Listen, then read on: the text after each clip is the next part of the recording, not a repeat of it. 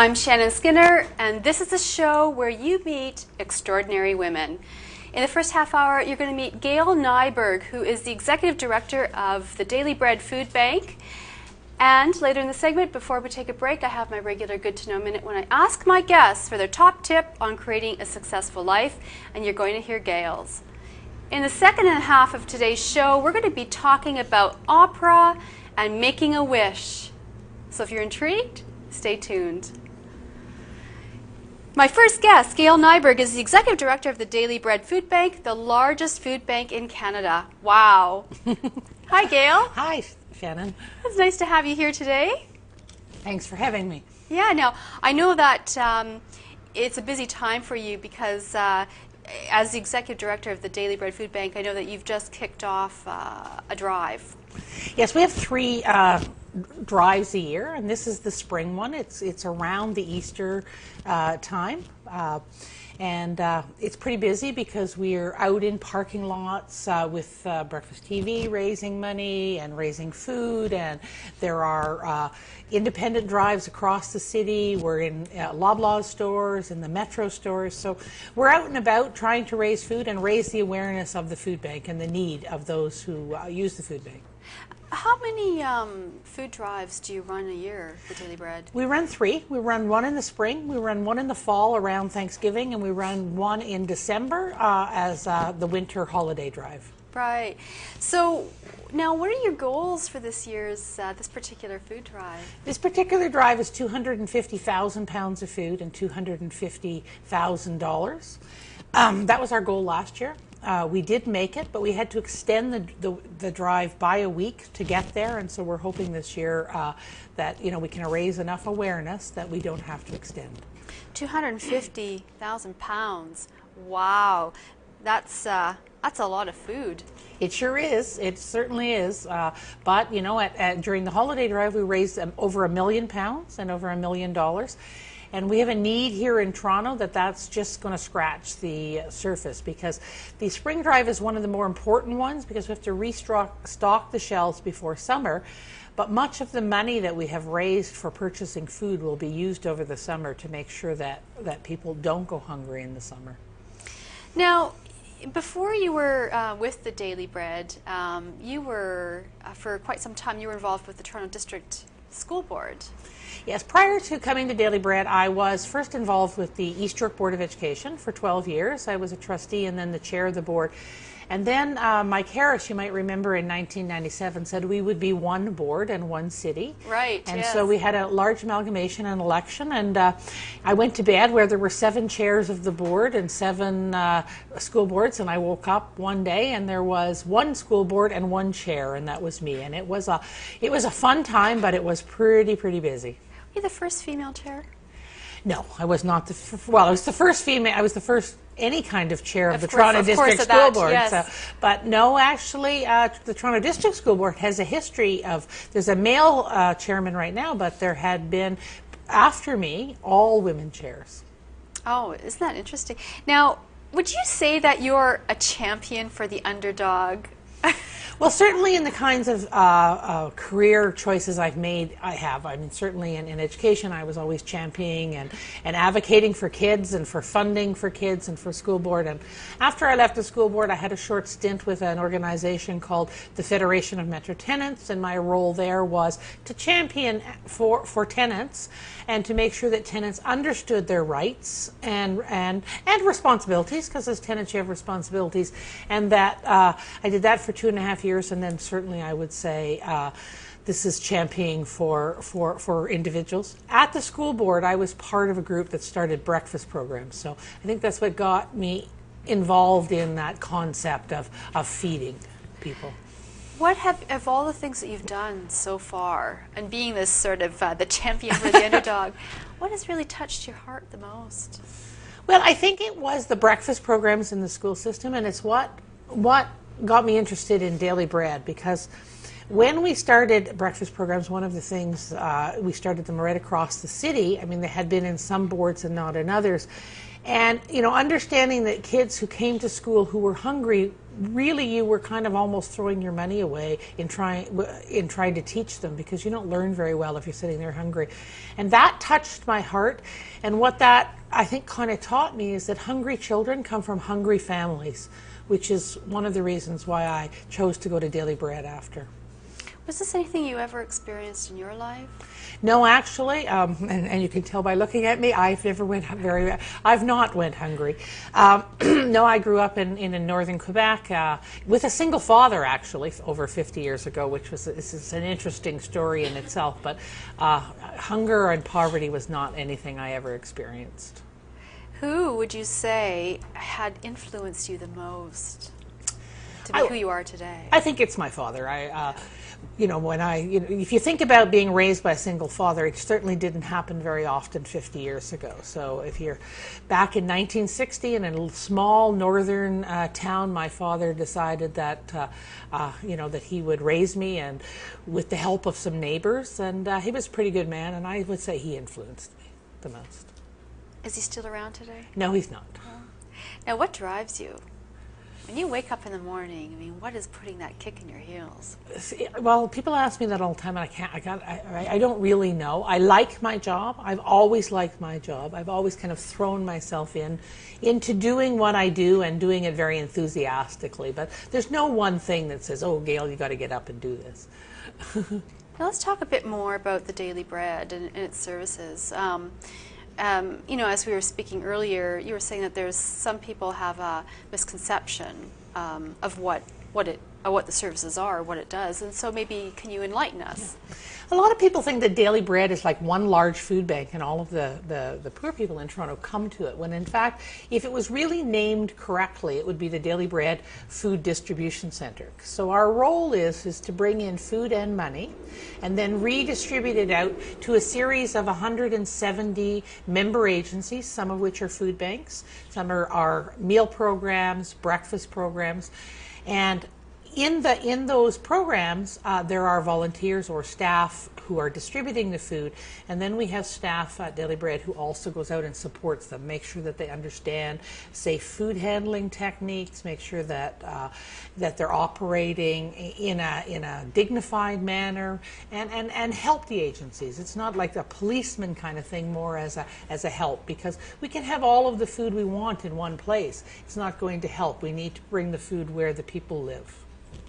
And you do a lot of advocacy work as well. We do two kinds of advocacy. We do advocacy with clients, because very few people who present at a food bank don't have a whole bunch of other things going on. They may be having trouble with their rent, or in a landlord-tenant situation. They may not be eligible for all benefits that exist, and so we advocate for them. We certainly make sure that they understand in the city where services exist. Then we do a lot of advocacy with government, and because certainly in Daily Bread we are working to make sure that one day we don't exist, and the key is to make sure that people have enough money to purchase their own food. So we worked with a number of groups to make sure that the Ontario Child Benefit was instituted. We're now working on a concept of the Ontario Housing Benefit, which we're hoping that can get instituted. Poverty reduction, the whole fact that we have a strategy in Ontario, we were part of a group that advocated for that, and now it's entrenched in legislation. So that's the really key, is to making sure that we can do some things that end poverty, not just reduce it. Have you did you see the numbers increase during the recession? Yes, we did. In 2008, when we had when the recession first struck, we watched our numbers grow very quickly by 8%, and then in the following year we were up around 16%, and that translates out, Shannon, to 123,000 extra visits. We do our numbers, we count in March, and we've been looking at our numbers. The numbers are coming in, and I think there's a little bit of good news. The good news is that we're starting to see those numbers drop. Now, they're not pre-recession numbers yet. Hopefully they can be, but the good news is I think the worst may be over, and we're seeing some relief. Who uses? Who's a typical user? Do you have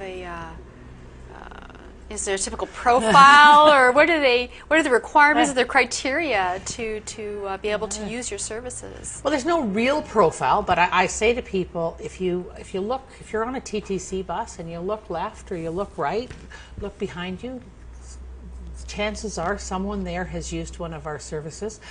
We're seeing many people, the newer users are the people who lost jobs during that recession and have not been able to gain employment, or they have gained employment but not at the same levels that they had prior to recession. There are single parents, there are singles, there are people with disabilities. Many of our clients have a disability, whether it be a mental health disability or a physical disability, and so it can be anybody. It could be me in 3 months. I always say this to people: there for the grace of God go I. Yes, I have a good income. Yes, I have a good life. But if you lose your job and you go through your savings, it's not long before most of us could be in some serious trouble if we had no income coming in. What has been the greatest obstacle that you've had in running the Daily Bread? I think it's a stigma sometimes that people, there's a sense, I'm not sure if you saw recently, but there was an Ipsos Reid poll, and the poll was done for the Salvation Army, because they run food banks as well in the city. And one of the most amazing statistics is just about half of Canadians believe that people who are poor have caused it somehow themselves. And when you start with that framework, it's very hard to get people to understand that no one wants to be poor. No one wants to have to use a food bank. So it's making sure that people understand that most poverty is not it's not the person's fault. A situation has happened, and so it's really important that we try to help them help themselves. Well, thank you for that. Now it's time for a break, and before we do break, Gail, I know you've got a great tip for my audience. For me, I think to a successful life, it's all about balance. It's really, no matter what kind of job or position you have, family's most important. They'll be there for you when the job is gone or when the position is gone. So I think it's putting your family first and living that balanced life. Well, thank you so much. A balanced life. Well, just a quick announcement. April 16th, Amazing Women's Day is taking place in Toronto at the Ritz-Carlton Hotel. It's a day of celebration, collaboration, inspiration, where feminine leaders are coming together, spearheaded by Marsh Engel. Would love to see you out there. Of course, Extraordinary Women TV with Shannon Skinner is the media partner, so I will be there. For more information, you can visit the website at www.amazingwomensday.com. Again, April 16th, and hope to see you out there. We're going to take a break, and when we come back, more with Gail Nyberg. Shannon Skinner, and I'm speaking with Gail Nyberg, who is the Executive Director of the Daily Bread Food Bank, the largest food bank in Canada. That's actually kind of sad in a way when you think about it, that we have to have a food bank. It's good that we have it, obviously, but it's it's unfortunate that we have to have it. Food banks were first created in Edmonton, I think in 1981, and then the one in Toronto was in 1983. And at the time, part of the mission was to feed those who were hungry and then eliminate the need for food banks. That hasn't gone away. I think every food bank in Canada wants to disappear. But I must say it is sad that it's grown. And every time I start to feel like we've made some inroads, like the Ontario Child Benefit, and we saw the number of parents and single parents and children use food banks, something happens that sets us back. And I still continue. If I wasn't working to eliminate the need of food bank, I think it would be a depressing job. Yes, because on your website, you I think you referred to it as the fight against hunger. Is it a fight? It is a fight. It is a fight. It's an uphill fight at times, you know, no matter, we talked earlier about the stigma and people who believe that those who are poor have caused it themselves. Those who believe that people who come to food banks are just, you know, they're just coming to get free food. You know, sometimes joke it's not grocery gateway here. This is, you know, it's good food. We do our best to make sure that it's nutritious food, but it's not luxurious food. It's things like tuna and canned fish, you know, or meat, and it's pasta and pasta sauce and rice. Basics. And pretty basics. This, you know, you know, people who come to use our services need our services. Now, how is the Daily Bread funded? I mean, where do you get your funding? Yeah. Our funding all comes from either individuals, companies, foundations, and third-party fundraising. We're not subsidized by government at all. We do have one small program with the City of Toronto where we purchase nutritious food for drop-in centres, and we share that cost. But all of our funding comes from individual donors or corporations, foundations. And it's a hard battle to get that money, but we do a good job. And that sounds like you've got some great support, but here's a question. Where don't you get support? Well, it's not so much of where we don't, it's where it's shrinking. Our biggest supporter is food industry, the Crafts, the Campbells, the Unicos of the world. And if you look across Canada, you'll see that the manufacturing sector, including food, is beginning to shrink. There's consolidations. And as it begins to shrink, and as they get better at making sure that there's not a labeling mistake or the proportion of food donated by food industry is shrinking, not because they're any less philanthropic, just because there's just not as many of them.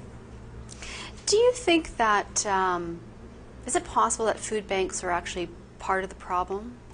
You know, it's interesting that you ask that question because it's something that there is a sector of the population who believe that, and it's a question that I think it's important that people who operate food banks ask themselves every so often. And the thinking of those who believe that is that if we would just cease to exist, that government would have to do something to make sure that there wasn't hunger in the streets. And I would suggest to you that there has been hunger in the streets forever. In the 20s, families were helping families, if you remember, during the Depression, because people were losing jobs. And so I don't at all believe it would go away. I think maybe governments would have to be responsible. But just when I start to worry about it, I think, but if we don't exist, there'll be a hungry child in Toronto go to bed tonight. And that doesn't have to happen as long as we're there. So I believe that we are necessary at this point.